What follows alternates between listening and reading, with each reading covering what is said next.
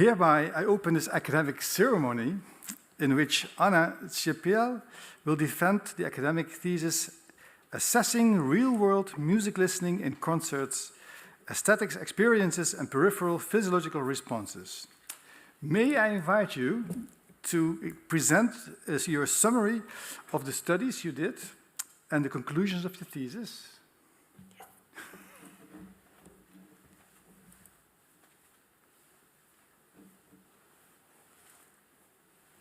So, highly esteemed Director, highly esteemed members of the Defence Committee, dear colleagues, dear family, dear friends. In the next 15 minutes, I'll present a summary of my doctoral thesis. Despite the increasing availability and affordability of recorded music, concerts are still hugely important for us. The demand is even so high that even live performances and concerts are boosting city economies. So why do we enjoy music performances so much? Research has traditionally assessed music listening using stimuli such as this.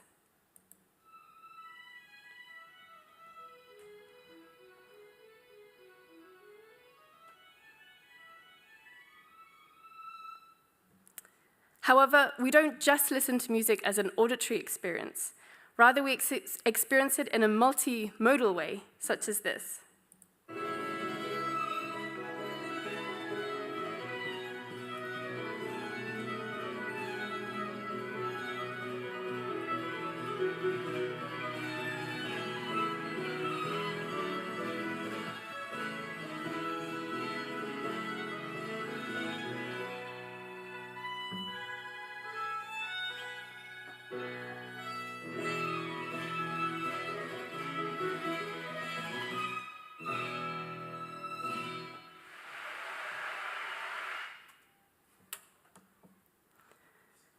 So, although these two clips of music were the same piece, the combination of the multifaceted aspects are more likely to engage us and evoke emotions. Such responses to music can also be monitored by physiological responses. For example, if we're smiling, and these are some audience members clapping to the performance we just saw, these can be measured by electrodes on the face, measuring either the frowning muscle or smiling muscle, for example. What we can also measure is heart rate, breathing, and slight changes of sweatiness that can be measured on our fingers. So these are aspects of the sympathetic nervous system, also known as the fight and flight system, and also the parasympathetic nervous system. And these are monitoring changes of attention and emotion, perhaps experiences you just experienced watching this last video. However, most studies on aesthetic and physiological responses to music have been conducted and confined to laboratory studies. The overall aim of this thesis was to further the field's understanding of music listening in real-world context of a Western classical concert. In particular, I focus on three overall questions. First, most previous studies have used musical clips up to about 9 minutes, but we know that many Western classical pieces of music are much longer. So this thesis explores a whole listening over extended periods of time, so across 30, 40-minute long pieces, as well as a whole concert. Second, concert studies to date have mainly related to music features, to single acoustic features, but we wanted to extend this work into a more holistic, so looking at both auditory and visual features in a concert setting. Thirdly, we measured music listening over time. Although the participants could have rated their responses continuously over the course of the concert, this is likely distracting from the dynamic experience itself. So another complementary way to measure this with minimal disruption is using these peripheral responses that I mentioned earlier. Thus, this thesis evaluated how well physiological responses complement investigation of music listening in a concert setting.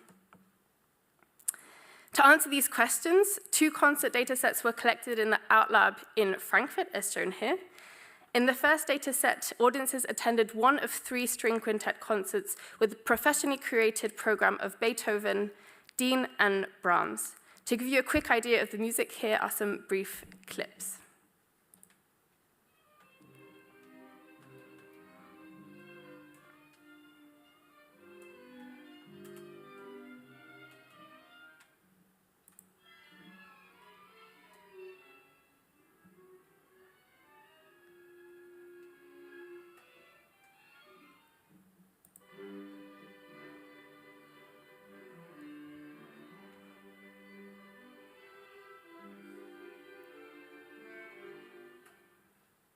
In the second dataset, audiences heard 3 piano pieces twice, with an experimental manipulation this time.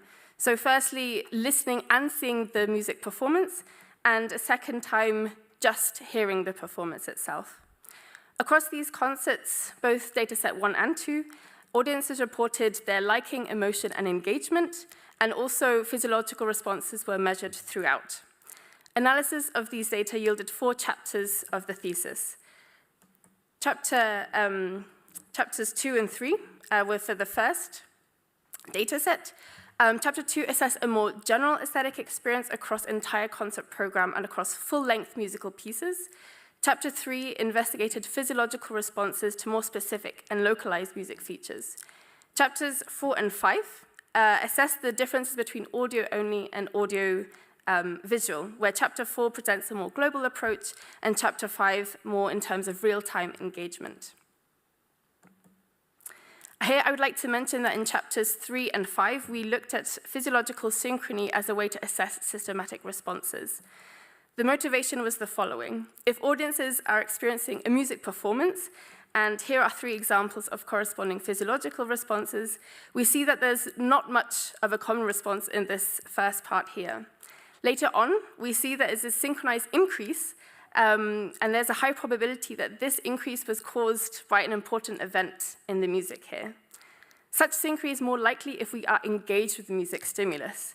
If we are thinking of other things, so work, or if we are hungry, perhaps the same musical event might not evoke this synchronized response.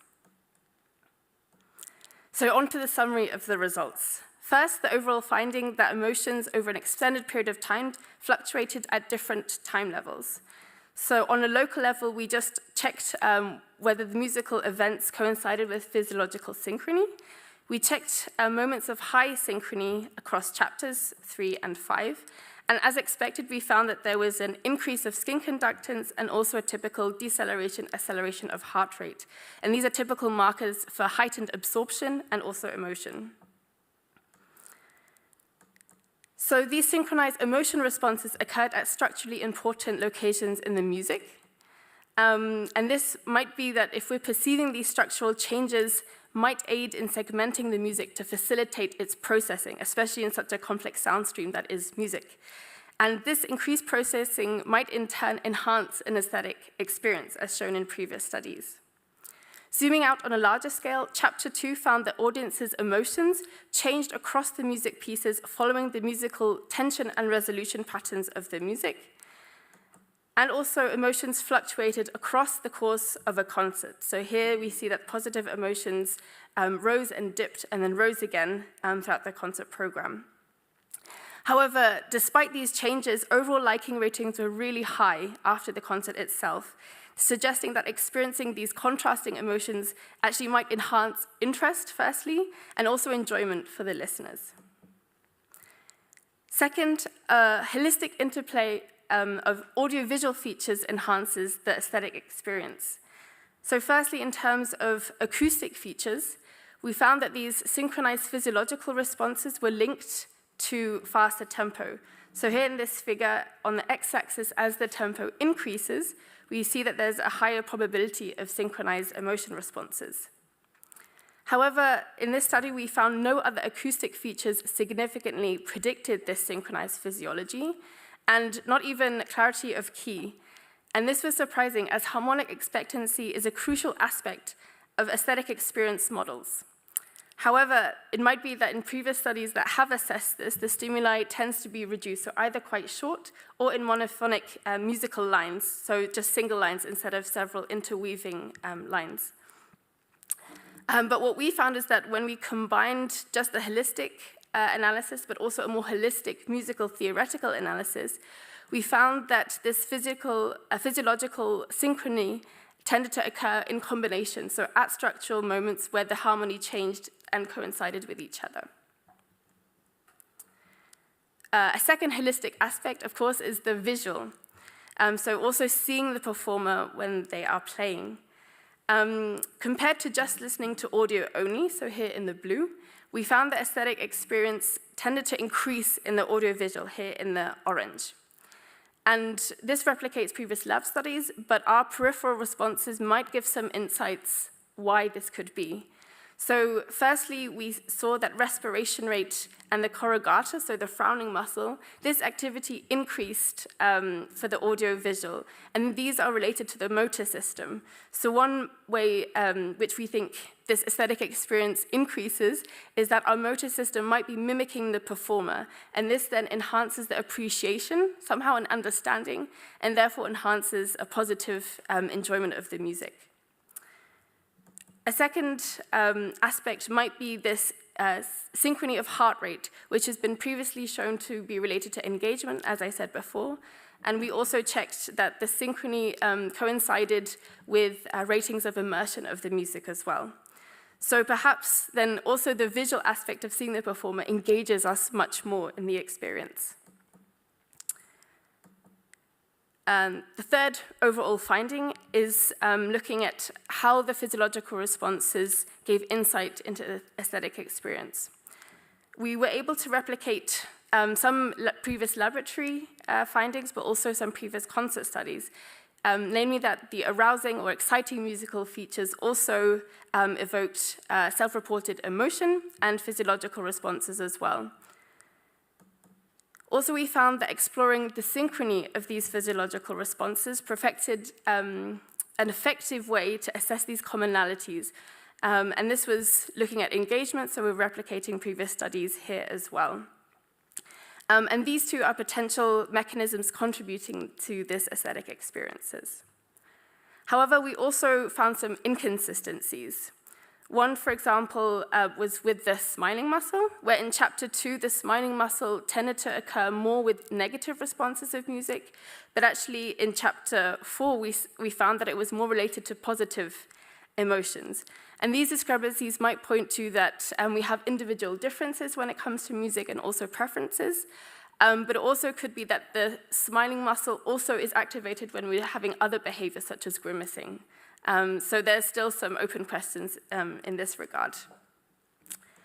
We also assessed whether heartbeats or breaths, shown here in this figure, so these are kind of rise and fall of our breaths, if they were more unaligned, so when the peaks are not in synchrony, or if they were aligned.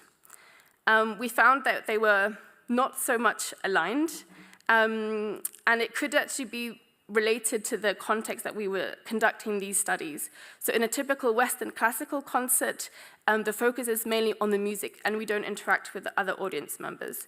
However, phase alignment in previous studies, which inspired this analysis, have been more related and found where participants are interacting with each other. So this is suggesting that such a measure might be more relevant in different contexts, such as pop and rock concerts, rather than Western and classical.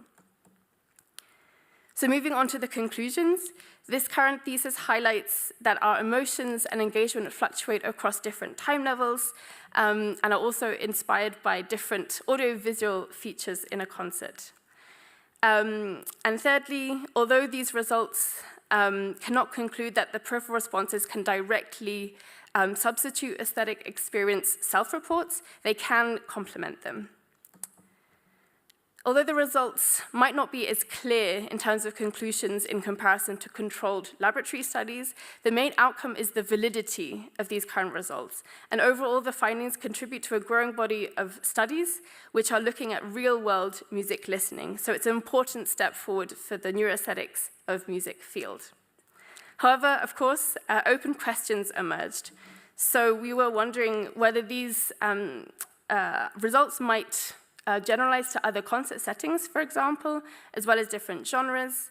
And we were also interested to see whether the synchrony was looking at the stimulus features, but it also could be there might be related to the social aspect of the co-presence of other audience members. And finally, there might be some other useful measures. So it could be that movement could also be recorded, so either head movements or body sway, as well as where the gaze orientation is when we are watching the performance or also other audience members using eye tracking. So with this, I thank you very much for your attention, and I give the floor back to the prorector. Thank you very much for this very clear and interesting presentation. Of course, there are some questions, and I would like to give the word first to the first opponent, Professor Jansma, who is Professor of Cognitive Neuroscience of Language at Maastricht University. Thank you, Prorector. Dear candidate, first of all, congratulations to you and also to your supervisors here and abroad to this very nice thesis. I read it with great pleasure. Not only does it represent some sort of crossing border, crossing research institute activity, but you also published well, and you went to many, many conferences to present your great work. I saw this in the listing. It's very impressive. And what is also nice is that you move into more ecologically valid experiments. And you combine subjective questionnaires with more physiological measures, which I think is not so often done until now. So I'm really impressed. That, of course, also leaves me with some questions. And one is a general one coming from language. I know this Uri Hasson work too about intersubject correlations. Uri showed that when people listen to stories, their brains synchronize based on EEG, MEG. And he also could show that when you cannot understand a language, like you hear English but you are Russian, so you don't synchronize so well. So now you apply this synchronic concept in music. How specific is this then to telling anything about how we perceive music? Yes, that's a great question.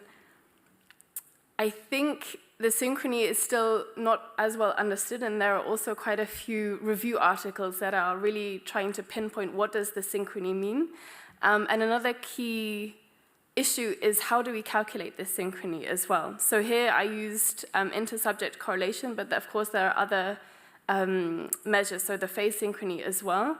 And a question also could be, are they representing a similar processing mechanism?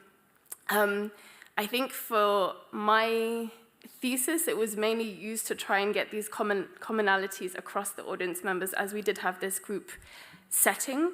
But again, this is an open question. I really mentioned that it could also be related to how we are also experiencing others around us. So there is also a study that found audience or group members who watched a film together, and then the same film with a different group. These didn't correlate, but only correlated within group.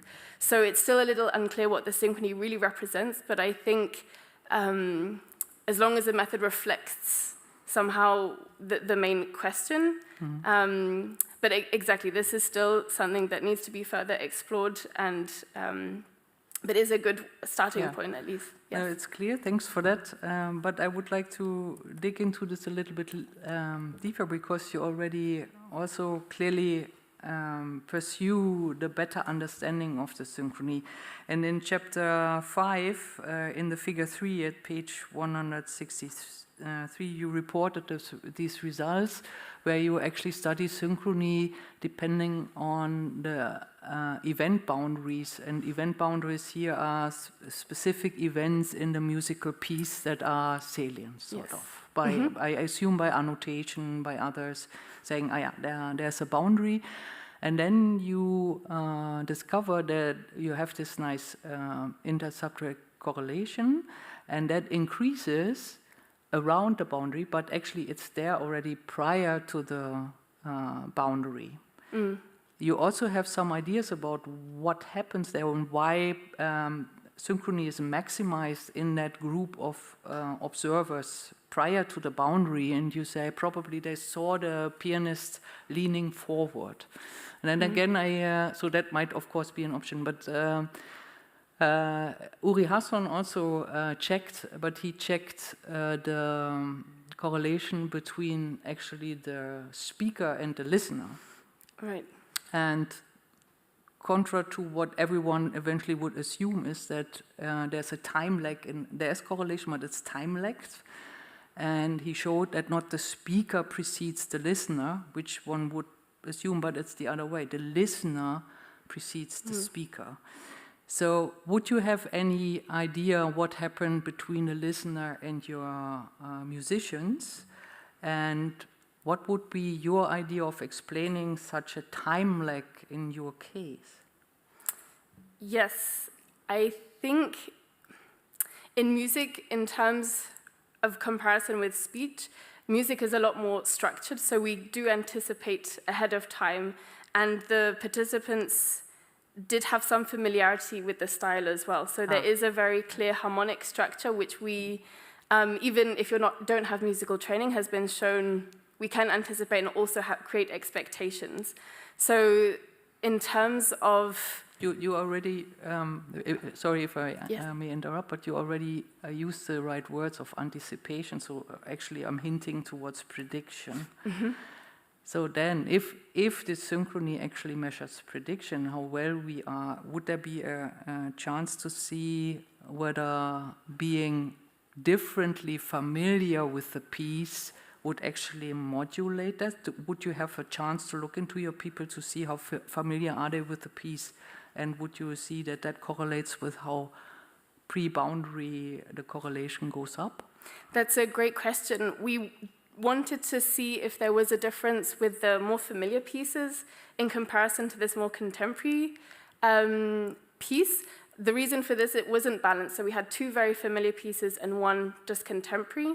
So I think that would be something for future research to really create a balanced familiar and unfamiliar paradigm where we do have this expectancy in the one case and less expectancy or prediction in the other. But there is quite a fair amount of research suggesting that there is some prediction already in knowing before the piece ends when it feels like there's an ending coming up. But I think this has mainly been conducted in Mozart sonatas or Haydn. So these are very typical common practice period pieces. So the familiarity is highly there. So this is something for future work for sure to do. Thank you. Thanks a lot. I give the word back to the prorector. Thank you very much. Then the opposition will be continued by an external online candidate, opponent, Professor Bratico, Professor of Neuroscience of Music and Aesthetics, and works at the Center for Music in the Brain in Aarhus University in Denmark. Yes, thanks to the director for the board. And I also joined a previous opponent for about the congratulations for this excellent work. I was really happy to see the product of concert research in what is, to my knowledge, the only concert hall that is actually also lab in Europe, namely the concert hall in Frankfurt. To my knowledge, there might be others, but I don't know. So I think that it's really exciting to see this research now coming out. And also, I would like to congratulate the candidate for having integrated what is the framework, neuroaesthetic framework, into the studies, empirical research, and to actually have moved forward from a view of aesthetics of music as producing only positive, pleasurable responses to something that encompasses other kinds of aesthetic responses, which are also related to the aesthetic experience of music. So this is really valuable, I think. But actually, I have at the same time some maybe hints for further proceeding with this work because I think that actually the studies you have done are really like encouragement and a stimulus for further developing the framework for neuroaesthetics of music and for understanding what is an aesthetic experience of music. Because as you actually have already explained in your thesis, to simply define and operationalize the aesthetic experience of music is already a big challenge. So I was really happy to see that you have tried to do it, and in a quite original way, which actually has well incorporated the previous literature, but but in a still an original way. And in terms of this kind of further progressing into the studies about what is an aesthetic experience of music from the point of view of physiology and neuroscience, I would like to ask you about specifically the concept of absorption, which you have used or you have analyzed and associated with your physiological synchrony and other measures, because and I would like to know from you whether absorption could be only an output or if it could be also an initial state. So whether it could be something that should be measured only after the aesthetic experience, or if it could be measured before, and how you would expect to affect this aesthetic experience and all the physiological measures and synchrony that you have been measuring. Yeah, that would be my first question. Thank you so much for the question. It was difficult to find an encapsulating definition for aesthetic experience, and absorption has been, as you say, an output, but also has been mentioned as a prerequisite. So we have to be absorbed in order for the aesthetic experience to happen. I think what is difficult is the kind of progression of what is happening might not just be in a linear way, but it's a feed-forward feedback loop constantly, because our states are always changing as music is a dynamic experience. And I think it's very difficult to measure as well, because as soon as we start measuring it, at least really from self-reports to get a kind of a ground truth maybe, we detract from the absorption. So I think it's still something which, at least maybe with the methods we have now, is quite difficult. So one study has looked at neural responses first and done synchrony, and then they asked to have self-reports of engagement in a second block, but with the same music. So I think this could be one way in which it could be a bit closely monitored, but if it's an output or if it's before an aesthetic experience, I think it's constantly in fluctuation. So we are absorbed, but then we might our mind might wander. So there's a fair amount of work also in mind wandering in concerts, which could also be part of an aesthetic experience. So that might be a reason why people go to concerts, because actually they want to just escape a little bit, and actually music might evoke some memories if it's nostalgic, for example. So that's also a future venture perhaps as well, to see there's mind wandering and absorption in relation to an aesthetic experience. But I think this, what is key and what I really tried to look at is this dynamic evolution. So in the studies, I look at the structural moments, and this would be then in chapter 5, where I looked at this heart rate and respiration rate synchrony. This is more of a starting point, but a future work or a future analysis might also look at other musical moments and see, it might not just be the structural moments, but maybe that there's something else. So it might be this an increase in amplitude envelope, for example. But yeah, this is something for sure. Yeah, but if I'm oops, yes, and I don't know why I see myself very big now when I talk, but anyways, it's a bit disturbing. But anyways, I would just wanted to intervene to say that it's actually a very nice psychological construct, the absorption in relation to aesthetic experience, because you could study it in relation to the three different aspects, the aesthetic experience that you name. So actually the person, so what is the state of the person, and what are the biographies and the attitudes and so on of the person approaching the aesthetic experience, and then the context. So what is happening around this person, where this person is having this experience, and then the music itself. So in this sense, in each of these components, the dynamics are affected as well. So it could be that there is some sort of interaction between these three aspects in relation to how absorption dynamically changes. So you come with your own approach and so on. Yeah. So I don't want to. I think that there is some timing issue, so we should perhaps move forward. Thank you. Do you want to respond to what was said, or? Yeah. Yeah, just to say, I think I agree. There's different absorption, which is how do you go in as well. So how open-minded you are to absorb with the music. So it might be, I don't know, if a friend has brought you along to a concert where you're not so keen to go, maybe you don't allow yourself to be as absorbed. But yeah, there is for sure these different layers, which I didn't explore in the scope of this thesis, but for sure could be direction for future research. Okay, thank you very much. Then we move on to the next opponent, who is Professor Kamuri, who is Professor of Computer Engineering, and he works at the Department of Informatics and Bioengineering, Robotics and Systems Engineering at the University of Genova, which is a long title, but he is involved in music. Yes, good evening.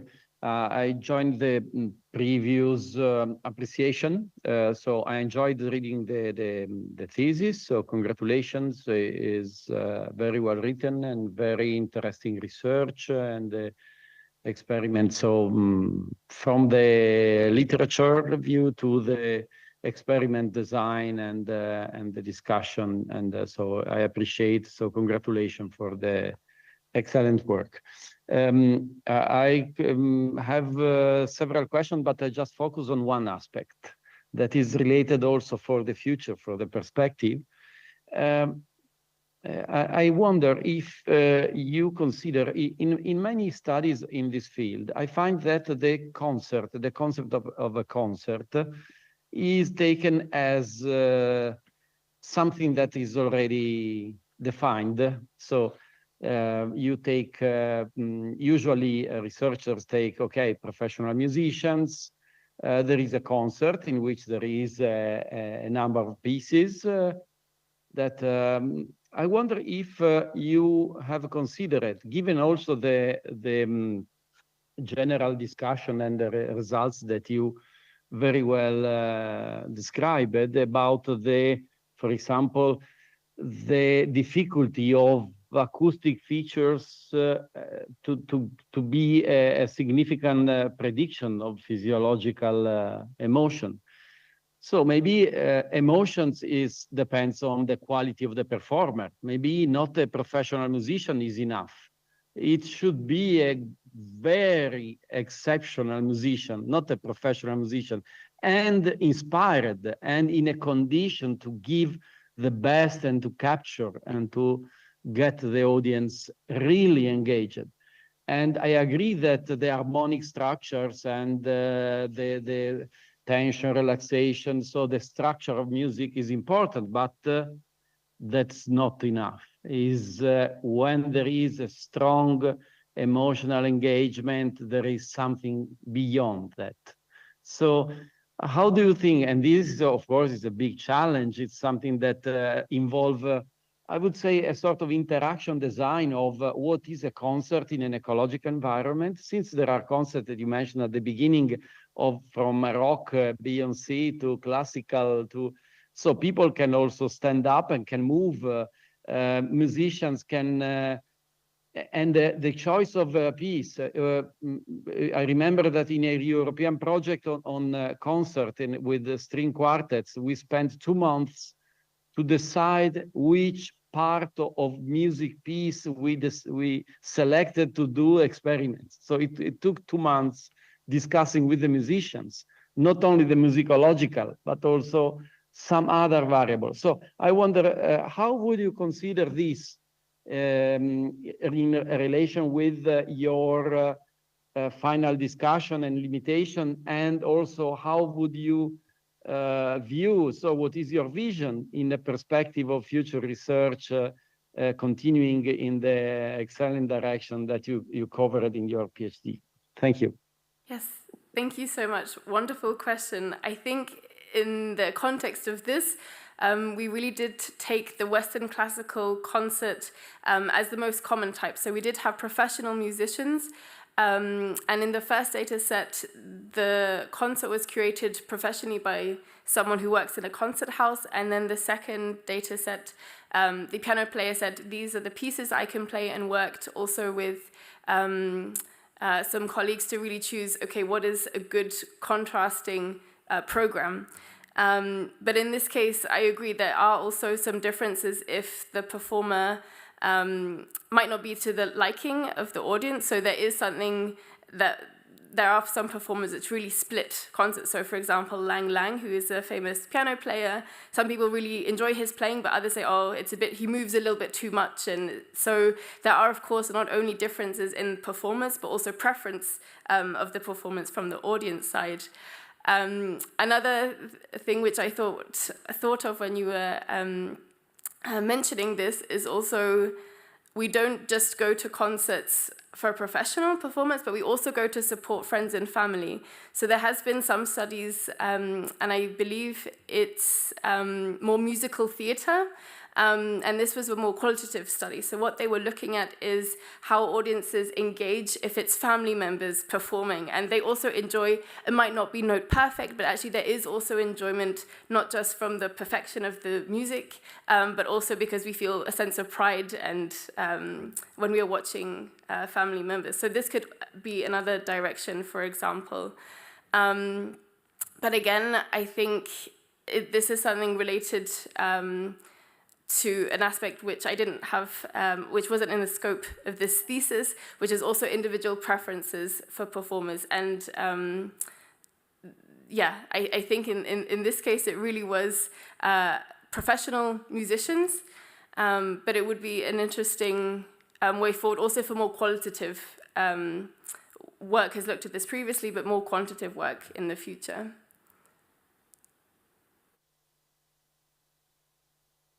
Thank you very much. Thank you.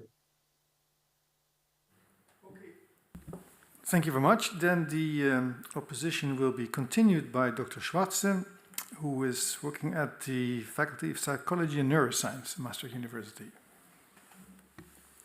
Dear candidate, also thank you from my side for a very nice presentation, and also a work that was a pleasure to read indeed. I would like to come back maybe to one of the central central concepts of your thesis, ecological validity, and also what you said already, that there are still many questions open about individual differences and potentially also the need for individual profiles. So challenging a bit about the concept of, or the advantage of ecological validity in this context. So we can see many signs of engagement in various domains, in the motor domain, in emotion, in cognition, physiology, or all of them combined. But I would like to speculate maybe about the fact that one person's signs of engagement really are noise in another person, or in the worst case, even signs of disengagement. So what comes to mind is, let's say, someone who's very engaged in the motor domain. That may be something that another person shows when they are not happy with a performance or disengaging from the performance. So some speculation on this potentially. And the risk, of course, for research attached to that. Yes, absolutely. Thank you for the question. In terms of these individual profiles, this could, or at least was quite difficult in this work to do, because we had continuous music, where typically research looks at individual trials. So they try and get commonalities by averaging across individuals when music or a certain stimuli is repeated. So we didn't have enough repetitions to explore this. But it is true that we do have this assumption, or I've made this assumption in this thesis, that these commonalities are really reflecting, as I mentioned, this physiological increase, which I also showed in the presentations. But these are mainly averages, so it could be that there are people who have differences. But again, this might be a stepping stone for future concert research, that they do have these music pieces maybe performed again, or people come back across concerts over time. However, when we start doing this, then we lose the ecological validity because it is sometimes practiced in concert programming that we have repeated music, but it's not very common.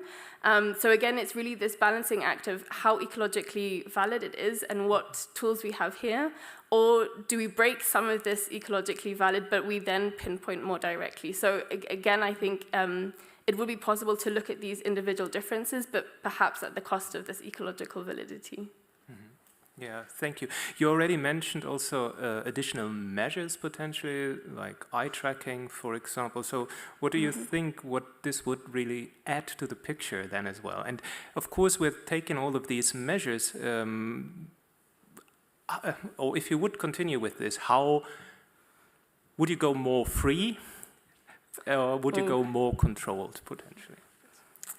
I guess you could go either way. On the one hand, it could be more free because there are a lot of mobile eye tracking where it's just glasses, and I've worn them before for another concert study, and you do forget that they're on after a while, but I sometimes do wear glasses, so maybe it varies from person to person.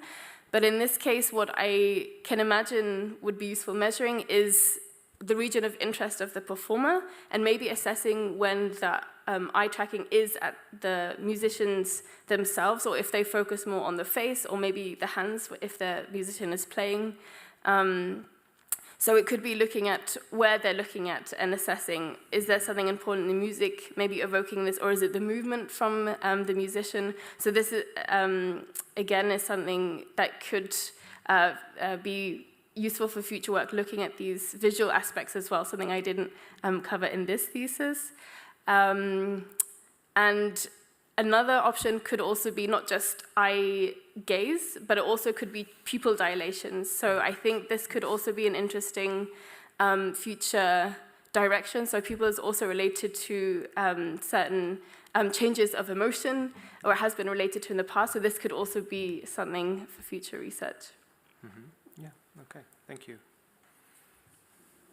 Okay, thank you very much. Then the opposition will be continued by Dr. Hausfeld, who is also a member of the Faculty of Psychology and Neuroscience. Thank you, Prorector. Dear candidate, also from my side, congratulations to a really great piece of work. It's a bit outside of my usual scope, and it was great to learn about empirical aesthetics and basically how things are tried to be made quantifiable. So I think that was for me very interesting to see. Also, I like this way of going into real life settings, having like portable measurement devices. So I very much synchronize with this somehow. Before I ask my question, just a very small comment. So when I read your thesis, which was actually in a train, so I read the sentence, real-world music listening rarely happens with short clips of music in an isolated small room. Moving beyond the laboratory to more naturalistic context is particularly important to better understand that. So when I then looked up into this kind of train, and I saw a lot of people listening to music, which could be TikTok, which could be YouTube. Also this kind of very short segments of music, actually I think something which might actually reflect real life in maybe how we are currently interacting with this kind of experience.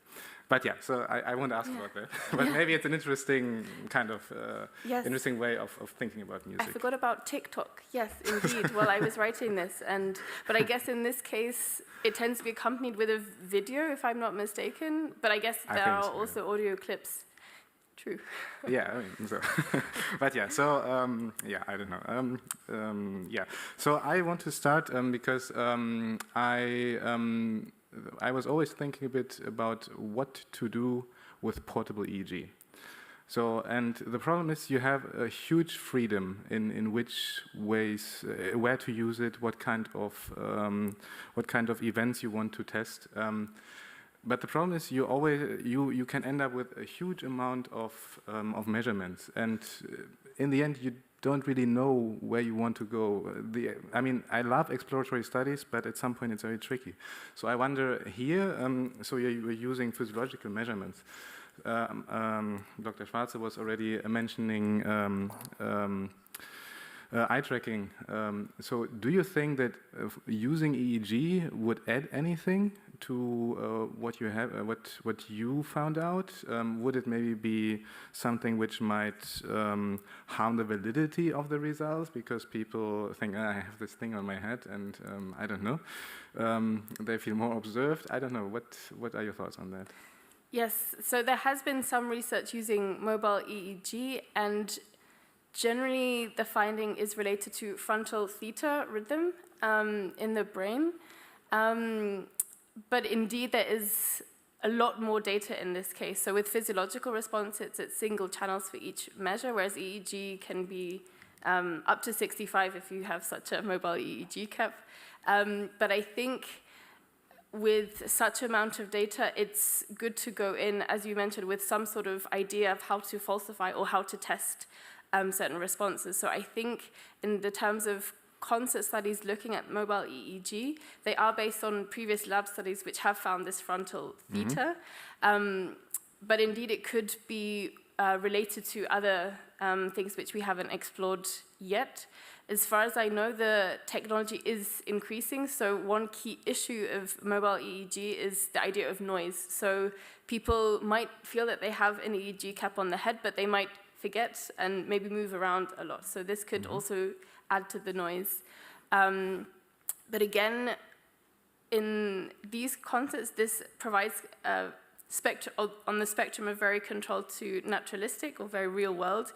This is more on the end of real world, so it could be that there's more work in between where there is some sort of ecological validity, but there is some repeated music just so we can gain a little bit more consistency or control, in this case, for future work.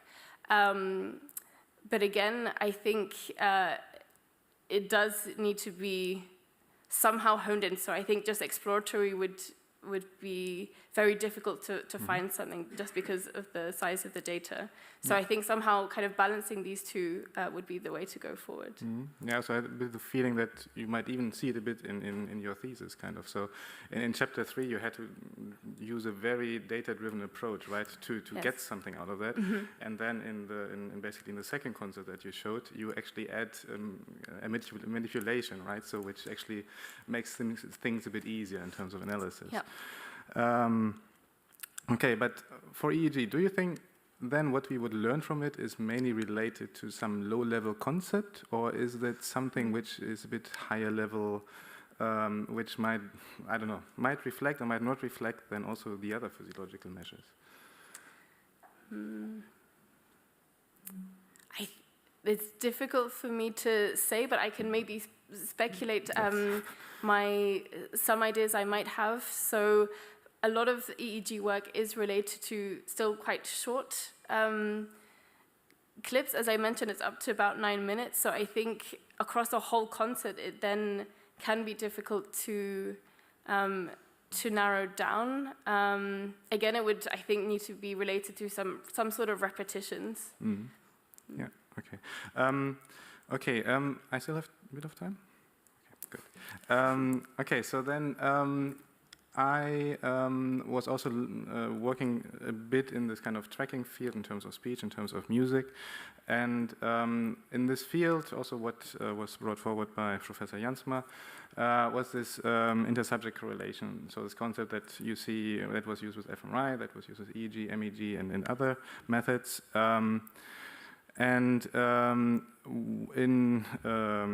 In discussions at workshops, at meetings, it has been suggested that this intersubject correlation could be something like a ceiling for what is possible for tracking performance.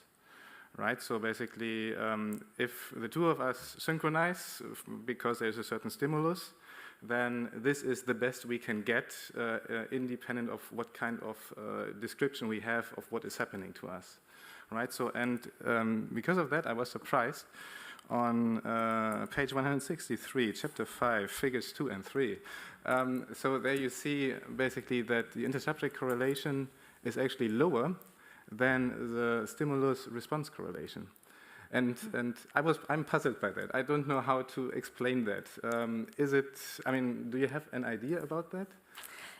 Yes, so one idea is that when we are synchronized across different audience members, what is synchronizing the responses is the music itself. So I would still expect that we synchronize much more to the stimulus, so to the music, and thereby we then synchronize with the audience members because they're synchronizing to the music. So this is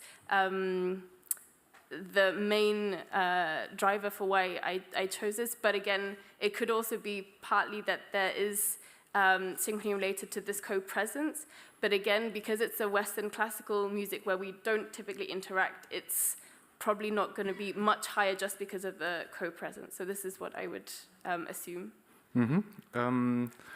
I'm not sure whether I get this completely right, or whether I still have it right in my mind. So there was a bit of kind of a pre-analysis of what is the best kind of shift to actually. Did you do that? Okay, okay. Could this maybe basically inflate, let's say, one measure over the other? Because basically you simply assume that everybody has at the same point in time the same response. And if the two of us, maybe I'm a bit slower than you, then actually we will not synchronize very well, right? Yes, absolutely. And we had many discussions about this, how to apply this lag. And again, there's not a consensus across the literature. So sometimes it's individually applied, at least to the stimulus and response correlation, or a stable lag is applied, which is what we did.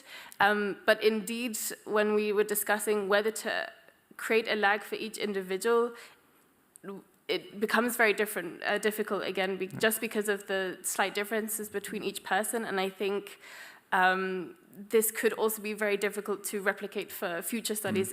But I think if we add a stable lag, then it's a bit more replicable for future work, or they can assess, okay, for these measures, it might be this lag, is it similar?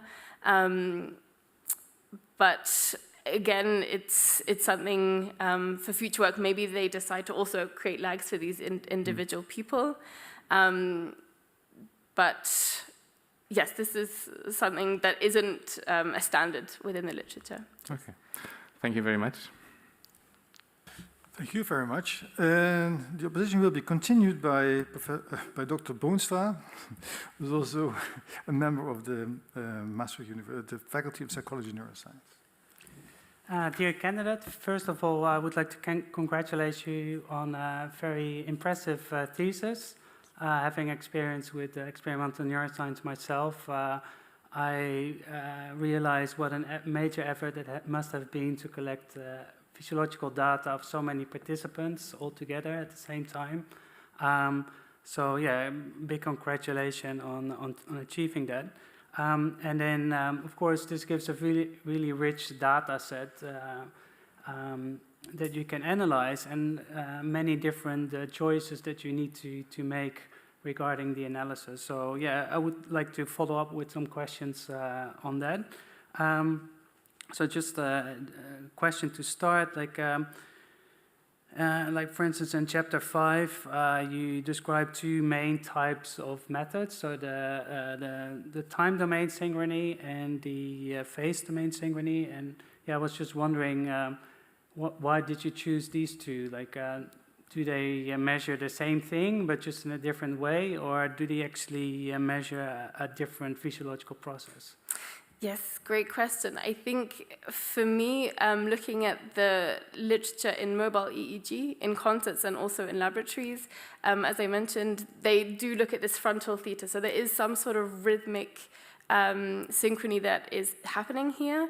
And there is also a lot of proposals and studies are also starting to test how similar rhythms are across this mind-body axis. So looking at heart rhythms and respiration in terms of brain and also gut rhythms as well. So this was the main driver to assess this phase synchrony to see, okay, is it related to music? What I think was not surprising that the heart didn't really phase synchronize. So I think the heart shouldn't be that flexible that it can synchronize to the music. But for breathing, there have been some previous studies where the breath does seem to align to beats in the music. So that was the driver really there to see, okay, does this replicate in a concert study? And in terms of the time domain, so this inter-subject synchrony, this again was to kind of create a better picture. So we wanted to see if we can replicate some findings from chapter 3, then in chapter 5. So these were the main motivations to use these measures. So if I understand correctly, they do reflect different physiological processes, or they measure different physiological processes? Is it different that the heart phase synchronizes, or that I think the heart rate synchronizes in time? Yes. So going back also to what synchrony might mean, in chapter 5, it's more I tried to relate it a bit more to engagement in this case. But again, studies have related it to either engagement or what is being synchronized is this emotional or the activation of the fight or flight system. So it's kind of, I guess, engagement reflected also in these emotional changes. But again, I think because it was still relatively exploratory, we can't necessarily pinpoint because the engagement was a self-report after a piece of music, which was between 7 and 10 minutes. So it's, again, we do relate the two, but it's difficult to really say, okay, is this engagement? So I think we're still, as a field, not entirely sure what the synchrony represents. But if we relate it to some more self-report measures, we might know a bit more in the future. Okay. The other question I had was like the choice you made of the variables that you investigated in chapter 5. So you look at the coupling of the heart rate and the respiration rate, both with the stimulus and with the other participants. I was particularly wondering about the heart rate, why you chose heart rate, because in chapter 2 you showed that heart rate actually decreased constantly across the course of a concert, and so it may reflect a general relaxation rather than any coupling to the music or to your to the other members in the audience. So why did you choose that? And if it's just general relaxation, why do you then find that it's actually coupled in chapter 5? I think when we're looking at longer time spans, something which also is related to the skin conductance with analysis is a tonic level, so across longer times what is changing physiologically, but also more phasic responses, so shorter time scales. So in this case, our analysis, when we were looking in chapter 5, we normalized the responses, so it made sure that, and detrended them, so there was no downward, but we were really looking at these instantaneous changes in a way. So this is something that is actually something to also think about when we're looking at across longer timescales, that we do have this overall change in our physiology, and I think as these were evening concerts, this might also happen just because it's also the evening. But what is key is to separate these longer term changes from more localized changes. So in this case, I think the downward trend doesn't play a role, but we looked really at these more localized. Yep, and then if I have the time, then you also correlate with the music, and then you choose the spectral flux. But then in chapter 3, you actually show that the only significant predictor of increased arousal is tempo. So why did you choose spectral flux if you first see that the biggest link is to tempo? Yes, great question. So in terms of the tempo, at least in the more familiar pieces, this was actually relatively stable. So it means that if there is a change in heart rate or respiration, it doesn't necessarily relate, or it's difficult to relate it to tempo when it's relatively stable, whereas spectral flux is shown to be a more... You may finish the answer if you wish. But with the spectral flux, it's shown to really characterize the music quite well, and it does, there's a lot more variability. So in this case, just assessing the responses, the variability then is a little bit better for the statistical analysis. That's it. Thank you very much. Anna Czepiel, the time appointed for defending your thesis has passed.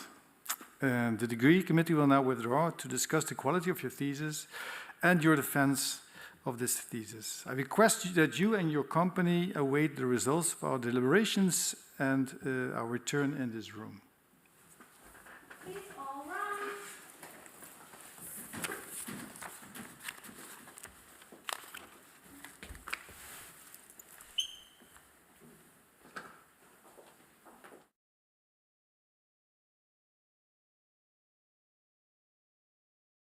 The PhD defense has now ended. The degree committee will debate the candidate's performance behind closed doors. This process usually takes about 10 minutes.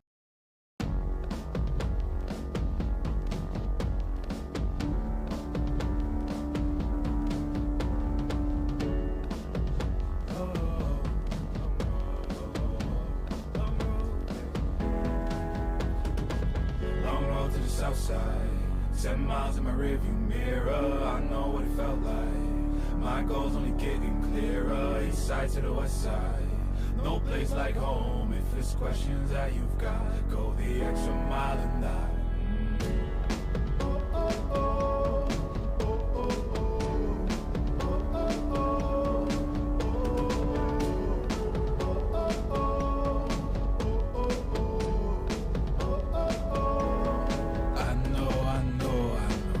On the line, I know you know that I can't read your mind. Years can't fly by now, don't waste all your time. Cause I'll go the extra mile. Long road to the south side, 10 miles in my rearview mirror, I know what it felt like. My goal's only getting clearer, east side to the west side. No place like home, if it's questions that you've got, go the extra mile and die. On the dash, got my laces tied. Long road, I don't waste no time. Break rules because fate decides. With the team and we chase the light. I make a move, fall down, shake it off. I hate to lose, bad branch, break it off. No room for negativity, praise and love. Prepare for deep part cause we're taking off. Make the mileage, traveling so far from home. Gathering knowledge, other connections. I put the time in to get everything I ever hoped for. It's a challenge and we all in. It's a better future that we go for. And even though these nights seem long, I know that I am never on my own. Know you won the battle once you've grown.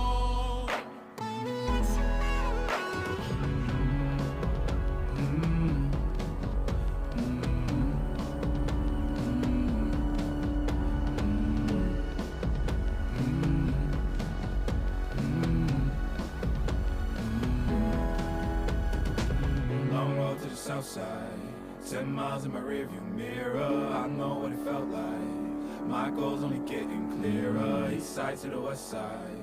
No place like home, if it's questions that you've got, go the extra mile and die.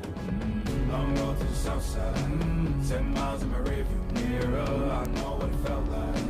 My goal's only getting clearer, east side to the west side. No place like home, if it's questions that you've got, go the extra mile and die.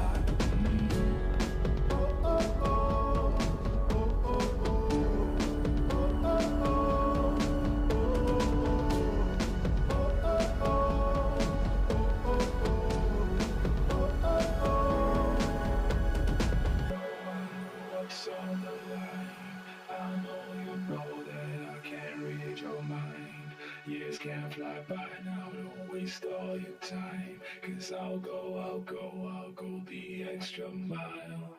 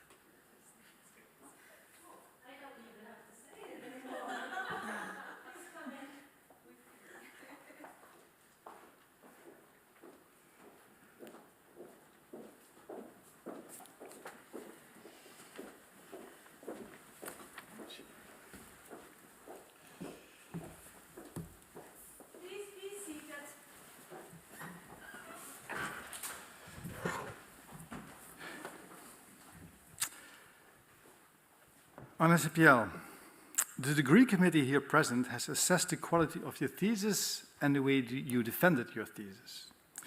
In view of this positive verdict and taking into account your previous qualifications, the degree committee has decided to grant you the title of and the degree of doctor. Professor Kotz is authorized to confer upon you this academic distinction in accordance with Dutch university custom. I invite your supervisor to now take the floor. Please all rise.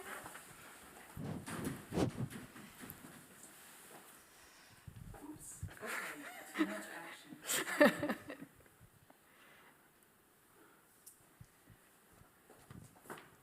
Do you promise to work in accordance with the principles of scientific integrity at all times, to be careful and honest, transparent, independent, and responsible? I promise. Anna Maria Czepiel, the degree of doctor and grant you all rights attached by custom and law. As evidence of this, I now present you with the degree certificate signed by the rector, the secretary, and the other members of the committee, and affixed with the official seal of the university.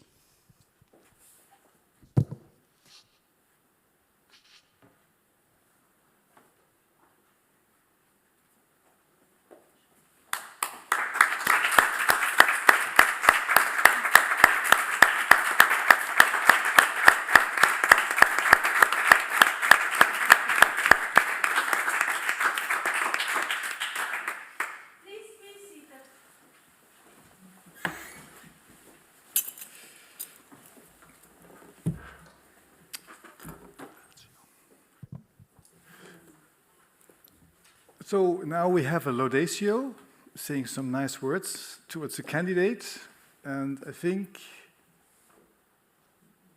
Melanie is going to take. Okay, floor is yours.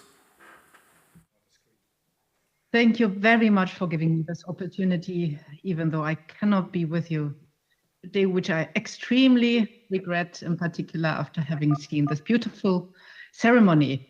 So, dear Dr. Anna, is it your big day? Perhaps should I do something with my sound to avoid feedback, or how is it on your side? All good. It's good. Okay, then I continue. So this is your big day, towards which you have been working hard and dedicated for the past 4 years. All of us congratulate you warmly on your excellent dissertation and your promotion today. You have really earned it. And personally, I'm also very, very proud of you, of course. And as I said, therefore, very sad that I cannot be with you in person today. When you joined our institute early in 2019 as a PhD student in our until then largest research project ever, I soon saw how motivated, how open and eager to learn you are. You brought with you an understanding of the topic because you are a musician yourself. You brought with you a really genuine interest in understanding what happens when people listen to music together, and also the willingness to employ whatever sophisticated empirical method you could find. When there were some bumps on the road, as there usually are, you addressed them openly so that we could find good solutions for you and your research project. You were never too shy to actively participate in scientific discussions, and you even took the time to assume some roles in representing PhD students in our institute and at the Max Planck Society as a whole, in addition to being an open science ambassador. The biggest obstacle on your way to becoming a doctor was certainly the pandemic.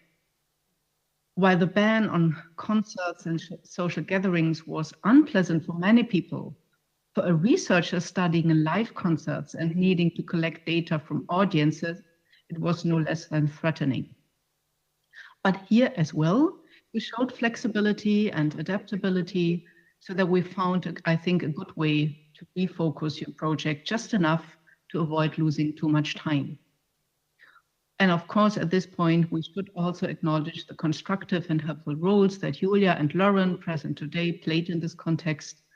And also, I'm immensely grateful to Sonja Kotz that she accepted you as her PhD student as well, so that Maastricht University could become your other academic home. I know from experience, interdisciplinary collaborations don't always work, but here they did fantastically, I dare say. And now look at you. Despite it all, you finished your dissertation without much delay, and you have already secured a great position in Toronto for being a postdoc there. And this mix of expertise, curiosity, dedication, and fearlessness in the face of challenges that I just described is, I think, what really makes a researcher. Apart from talent and a big bit of luck, of course, but in contrast to talent and luck, this is what we as researchers can influence, what we can actively develop and hold on to. So let me conclude with some words of well-meant advice, if I may. I know that you would like to pursue an academic career, and I really think that you have it in you, that you have what it takes. And you have just demonstrated to us very nicely. So hold on to your genuine curiosity. Keep asking yourself what you really want to know about music, its perception, its functions and effects. But at the same time, always be your harshest critic. Always question your approach, your methods and interpretations, most of them, your interpretations. Try to understand the phenomena that you're interested in even deeper. Look for relevant perspectives from other disciplines. Seek even better methods. Try out new ways of analysis, and always double and triple and quadruple check your analyses. Conscientiousness might seem like a secondary virtue, if any, but in science, I'm convinced it is a necessary counterpoint to enthusiasm, to creativity and curious ambitions. Dear Anna, finally, let me congratulate you once again on your wonderful dissertation. I think, and the committee members all agreed, it is truly a big step forward in the still emergent field of empirical concert and audience studies. You can be really proud of yourself. And let me wish you all the very best for the next chapter of your academic career, particularly a fruitful, motivating, and inspiring environment. I already look forward to your next projects and publications.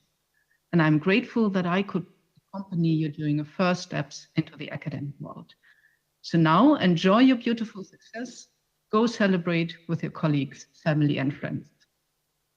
Thank you so much.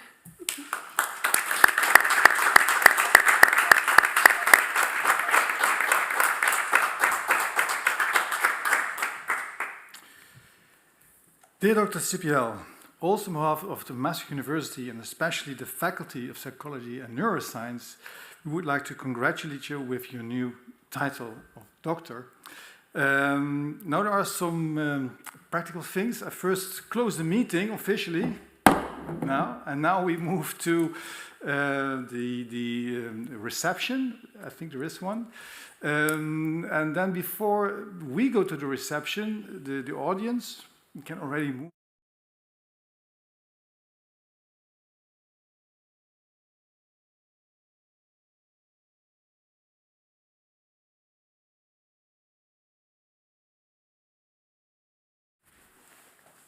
We close it.